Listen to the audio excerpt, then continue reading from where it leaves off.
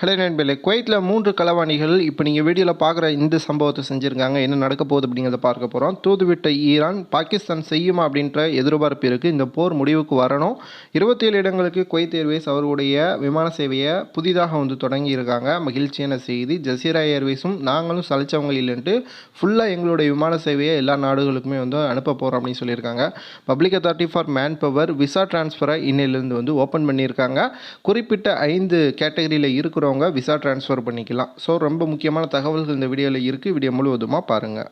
முதல் செய்தி, America Israel ஈரானுக்கு இடையில் நடக்கக்கூடிய பிரச்சனையில் பாகிஸ்தான் மிகப்பெரிய ஒரு பங்கு வகிச்சுக்கிட்டு இருக்காங்க. மீடியேட்டர்னு சொல்லக்கூடிய பேச்சுவார்த்தை செய்யக்கூடிய ஒரு நாடாக உருவெடுத்திருக்காங்க. இதில் அமெரிக்கா ஈரானை எவ்வளவோ தடவை பேச்சுவார்த்தைக்கு கூப்பிட்டு பார்த்தாங்க. ஆனால் எங்களுடைய கோரிக்கைகளை ஏற்காமல் எந்த ஒரு பேச்சுவார்த்தைக்கும் அனுமதி கிடையாது அப்படின்ட்டு திட்டவட்டமாக சொல்லியிருந்தாங்க.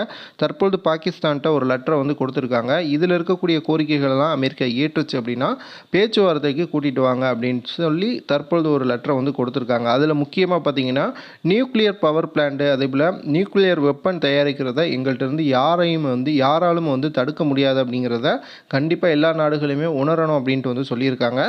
ஸோ இந்த போர் முடிவுக்கு வருமா இல்லையாங்கிறது இப்போ பாகிஸ்தான் கையில் தான் இருக்குது.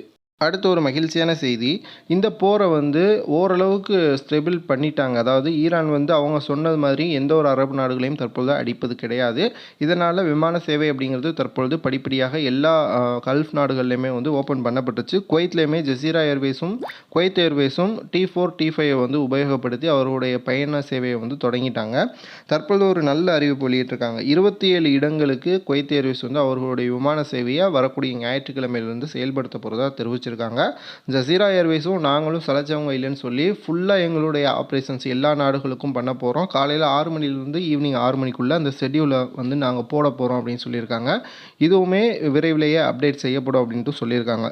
ஸோ குவைத்திலிருந்து ஊருக்கு போக கஷ்டப்பட்டுக்கிட்டு இருக்கக்கூடிய அதிக பணம் கொடுத்து டிக்கெட் எடுத்து போகணும்னு நினச்சிக்கிட்டு இருக்கிறவங்க கொஞ்சம் வெயிட் பண்ணிங்க அப்படின்னா கண்டிப்பாக T1 விமான நிலையமும் விரைவிலேயே ஓப்பன் பண்ணப்பட்டுரும். அப்படி ஓப்பன் பண்ணப்பட்டுச்சு அப்படின்னா டிக்கெட் ப்ரைஸ் அப்படிங்கிறது கொஞ்சமாக குறைய ஆரம்பிச்சிடும். அடுத்ததாக இப்போ நீங்கள் வீடியோவில் பார்க்குற காட்சிகள் என்னென்னா, குவைத்தில் 3 திருடர்கள் களவாணிகள் என்ன பண்ணியிருக்காங்க அப்படின்னா, பஸ்ஸில் ஏறும் பொழுது அந்த கூட்ட நெரிசலை பயன்படுத்தி பயணிகள்கிட்ட இருந்து ஃபோனு, வாலெட்ஸ் இதெல்லாம் அபகரிச்சிருக்காங்க. இது பஸ்ஸில் இருக்கக்கூடிய CCTV அந்த காட்சிகளில் பதிவாகி தற்பொழுது குவைத்தினுடைய போலீஸ் துரிதமாக செயல்பட்டு அந்த 3 நபர்களையும் கைது செய்து அவர்கள்ட்ட இருந்து ஃபோனை பறிமுதல் செய்து யாருக்கு அது சொந்தமோ அவங்கள்ட்ட ஒப்படைச்சிருக்கிறதா தெரிவிச்சிருக்காங்க. குவைத்தில் பஸ்ஸில் கூட்டமாக இருந்தாலும் உங்களுடைய பொருட்களை நீங்கள் தான் பத்திரமா பார்த்துக்கணும். ஸோ ரொம்ப கவனமாக இருங்க. அடுத்த செய்தி, போர் சூழல் காரணமாக குறிப்பிட்ட 5 செக்டார்ஸ்க்கு மட்டும் விசா டிரான்ஸ்ஃபர் பண்ணிக்கலாம் அப்படின்னு சொல்லி குவைத்தினுடைய கவர்மெண்ட் சொல்லியிருக்காங்க. Public authority for man power இதை செயல்படுத்தியிருக்காங்க. மே 1ஆம் தேதியிலிருந்து ஜூன் 30ஆம் தேதி வரைக்கும் இது அமலில் இருக்கும். ஸோ ஸ்மால் அண்ட் மீடியம் என்டர்பிரைசஸில் வேலை பார்க்கக்கூடிய நபர்கள், அதேபோல் இண்டஸ்ட்ரியில் வேலை பார்க்கக்கூடிய எல்லா நபர்களுமே, அக்ரிகல்ச்சரில் வேலை பார்க்கக்கூடிய விவசாயத்துறையில் வேலை பார்க்குறவங்க, அதேபோல் மீன்பிடி தொழில்கள் இருக்கக்கூடிய ஃபிஷிங் செக்டார்ஸு, அதேபோல் கிரேசிங் செக்டார்ஸில் இருக்கிறவங்களும் அவர்களுடைய விசாவை அவர்களுக்கு பிடித்த வேலைக்கு மாற்றிக்கொள்வதற்கு அவர்களுடைய கஃபில் அனுமதியோட தற்பொழுது விசா டிரான்ஸ்ஃபர் பண்ணிக்கலாம். மே 1ஆம் தேதி இன்னையிலிருந்தே அது அமலுக்கு வந்துருச்சு. ஸோ உங்களுடைய கஃபில்கிட்ட கேட்டுட்டு சீக்கிரமாக வேலையை மாற்றுங்க. டிக்கெட் ப்ரைஸ் குறையுமான்னு கேட்குறீங்க. கண்டிப்பாக குறைவதற்கு நாள் எடுத்துக்கணும். ஏன்னா இப்போ தான் விமான சேவையை ஓப்பன் பண்ணியிருக்காங்க. அப்படி குறைந்த விலையில் டிக்கெட் ரேட் இருக்கா இல்லையாங்கிறத தெரிஞ்சுக்க ட்ராவல்ஸ் கிளப் குவைத்துங்கிற ட்ராவல் ஏஜென்சியை காண்டாக்ட் பண்ணி பாருங்கள். நீங்கள் டிக்கெட்லாம் எடுக்க வேணாம், ஆனால் காண்டாக்ட் பண்ணி பாருங்கள். அவங்க கண்டிப்பாக உங்களுக்கு பெஸ்ட் ரேட்ஸ் கொடுப்பாங்க.